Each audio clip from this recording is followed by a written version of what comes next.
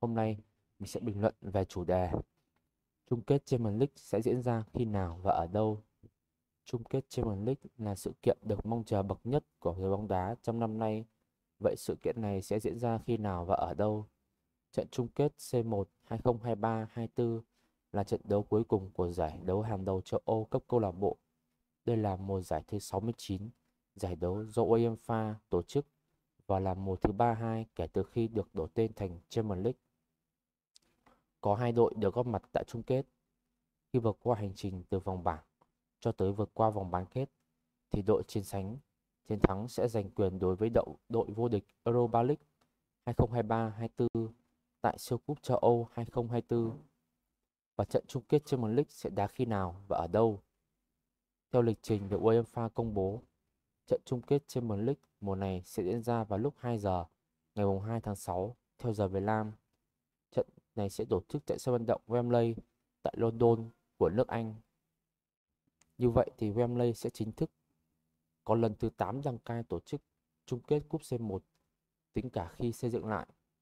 7 lần trước đó vào các năm 1963, 68, 71, 78, 92, 2011 và 2013. Wembley cũng là nơi tổ chức nhiều trận chung kết Champions League nhất lịch sử. Vậy địa điểm tổ chức các chung kết câu lạc bộ chung kết Champions League trong tương lai. UEFA đã quyết định chọn sân Allianz Arena của Bayern Munich sẽ là nơi tổ chức trận chung kết Champions League 2024-25. Những năm tiếp theo thì vẫn chưa được xác nhận.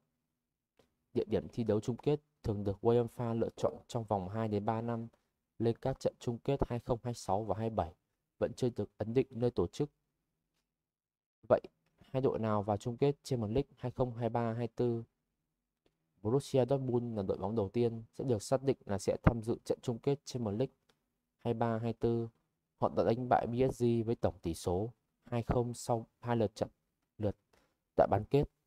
Ở chung kết, Dortmund cũng sẽ được coi là đội chủ nhà và được phép mặc áo đấu sân nhà của mình. Và thể thức thi đấu chung kết cúp C1.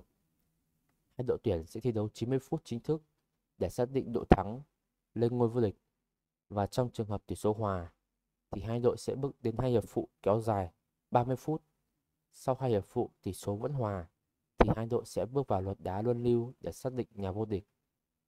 Ở trận chung kết, mỗi đội được phép thay đổi tối đa 5 cầu thủ tại hai hiệp phụ và được phép thay đổi cầu thủ lần thứ 6. Đội nào vô địch cúp C1 nhiều nhất? Và theo thống kê từ UEFA thì Real Madrid đang là đội bóng nhiều chức vô địch Champions League nhất với 14 lần đăng quang. Đứng ngay sau là AC Milan với 7 lần. Tiếp theo là Liverpool với Bayern Munich với 6 lần. Đội là vô địch Champions League mùa trước. Man City đã giành vô địch Champions League mùa 2022-23 sau khi đánh bại Inter Milan với tỷ số 1-0 trong trận chung kết. Tuy nhiên thì họ đã chính thức trở thành cựu vô địch sau khi thua Real Madrid ở tứ kết mùa 23-24.